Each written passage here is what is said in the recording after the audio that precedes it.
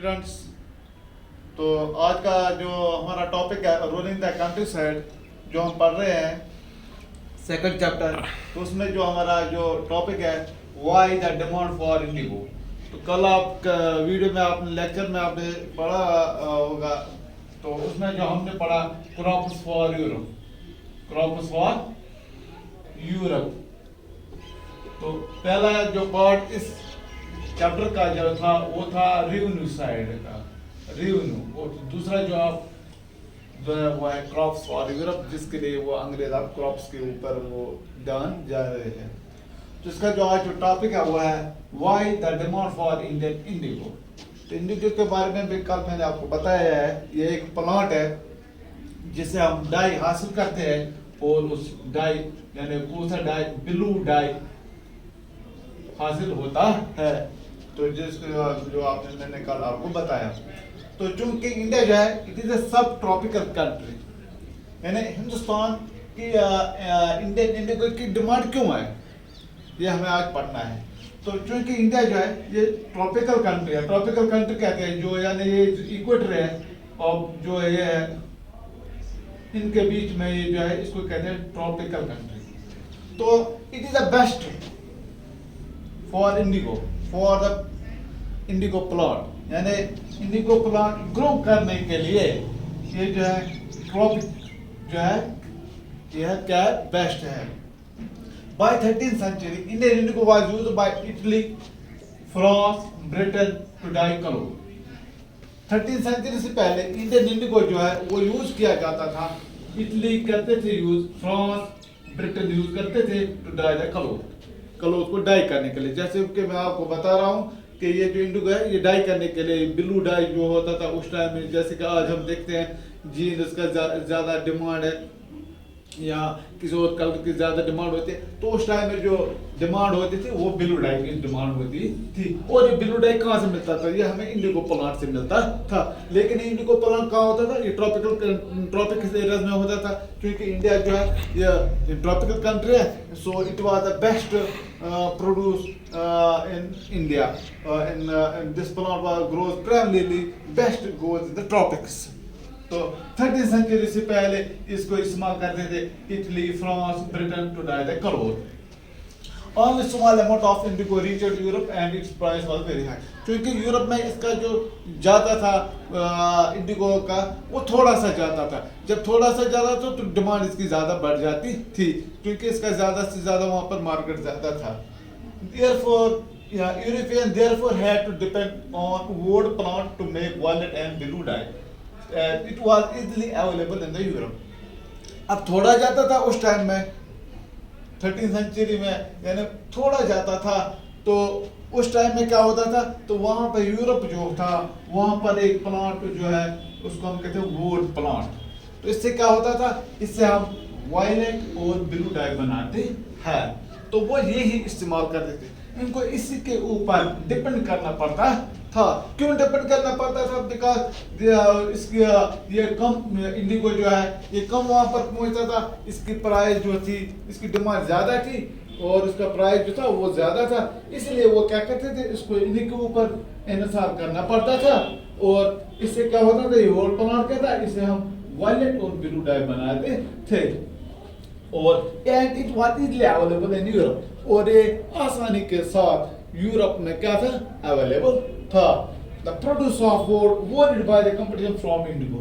अब जो है वहाँ पर जो वुड प्रोड्यूसर जो थे इस प्लांट को प्रोड्यूस करने के लिए जो लोग थे वो वरीड थे, वो घबराते थे इस कंपटीशन से। इंडिगो के अगर इंडिगो आया तो हम जो है हमारा जो ये प्लांट जो हम प्रोड्यूस है हमें कुछ नहीं रह जाएगा।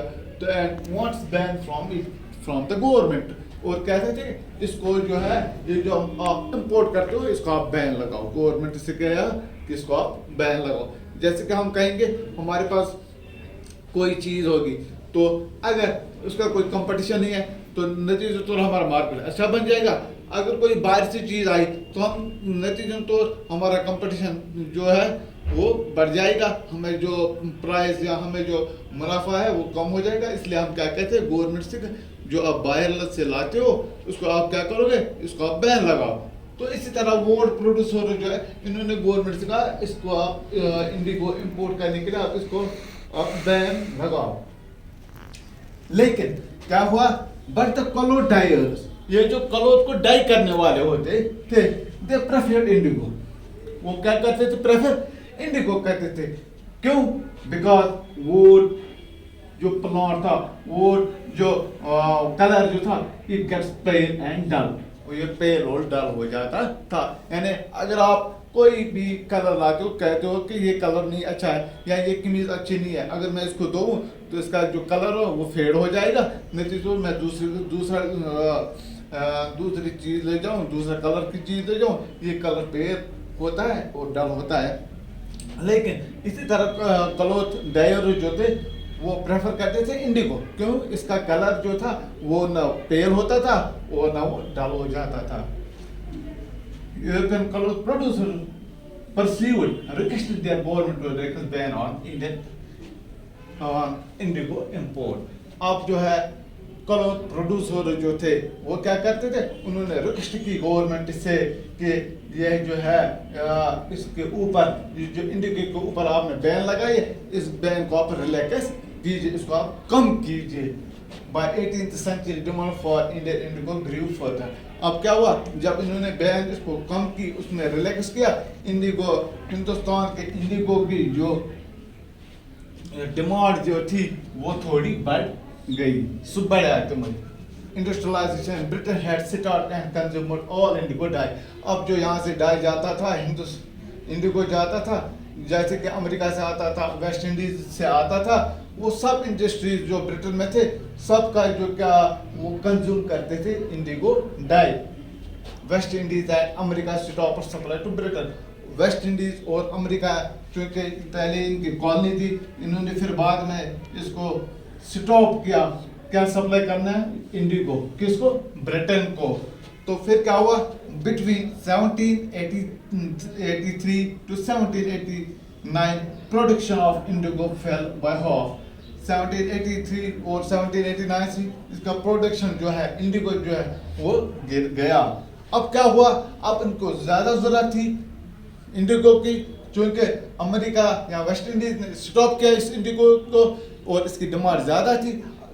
तो इन्होंने क्या किया, क्लोथ डायर जो थे now desperately look for new sources of Indigo supply. अब जो डिमांड जो थी, क्योंकि इंडिगो की थी, ठीक, अब जो इनको वोट जो था वो पेल और डर पड़ता था, उसमें ज़्यादा डिमांड नहीं थी।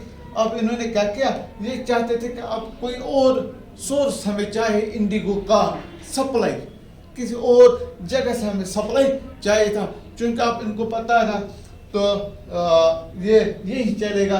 तो फिर उन्होंने क्या किया, and then they turn to India, फिर वो हिंदुस्तान की तरफ आए।